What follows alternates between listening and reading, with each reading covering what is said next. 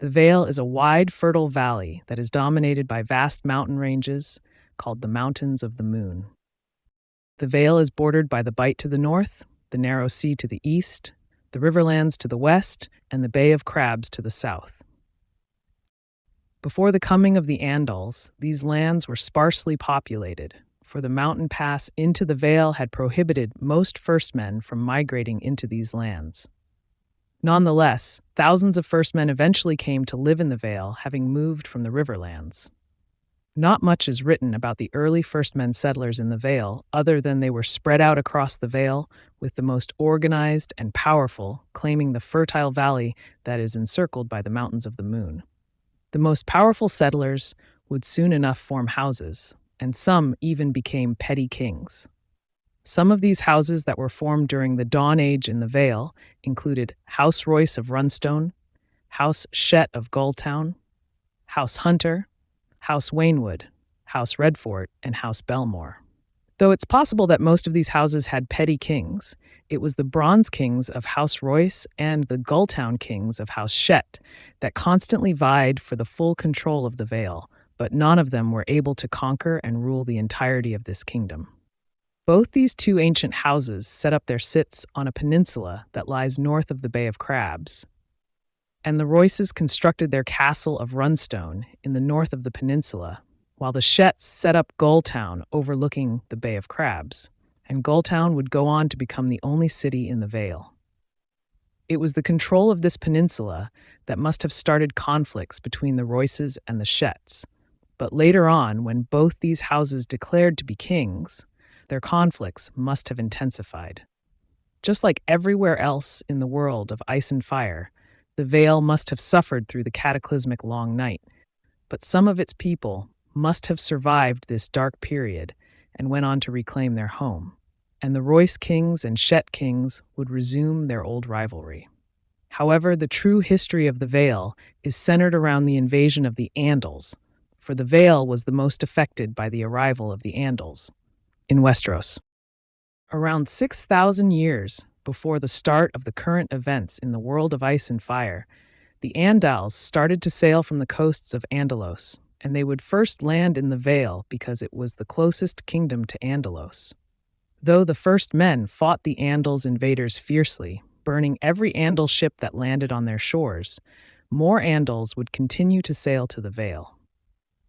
This constant landing of Andals on the coast of the Vale eventually overwhelmed most of the first men that were living on the shores of the Vale, for the first men were not united under one banner.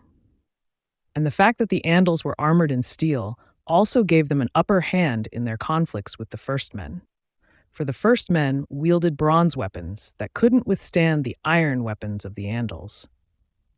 Instead of uniting to defeat the invaders, some of the first men chose to ally themselves with Andal warlords in order to gain the upper hand against their local rivals, and this is exactly what King Osgood III Shett did.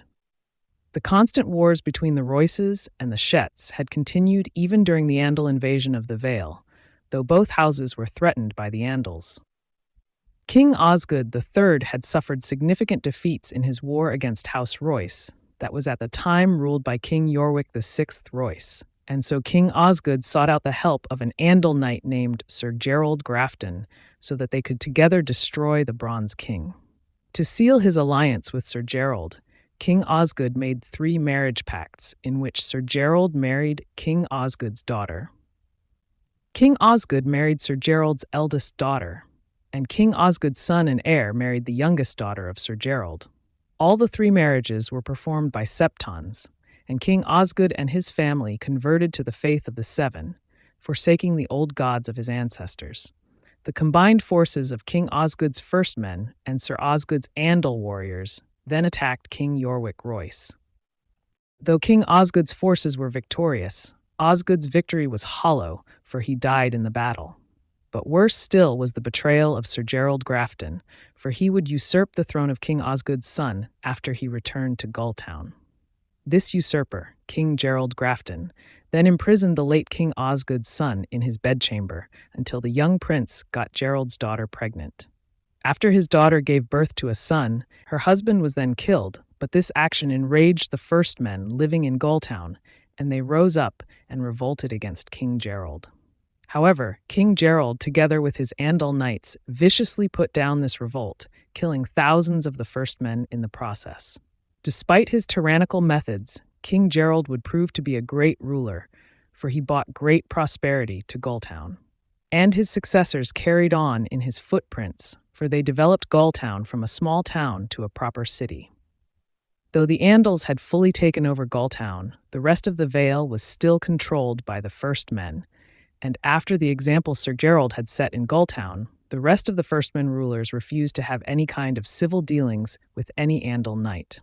The greatest example of this was the Bronze King, Yorwick VI Royce, who, though had been defeated by the combined forces of King Osgood Shett and Sir Gerald Grafton, had survived the battle and spent the remainder of his reign fighting off Andal invaders, and he never brought any Andal knights into his household. King Yorwick burnt Andal ships that landed on his shores and won several battles against the Andals that sought to conquer his lands. The defiance of the Bronze Kings would continue for decades, until the reign of King Yorwick's grandson, King Robert II Royce.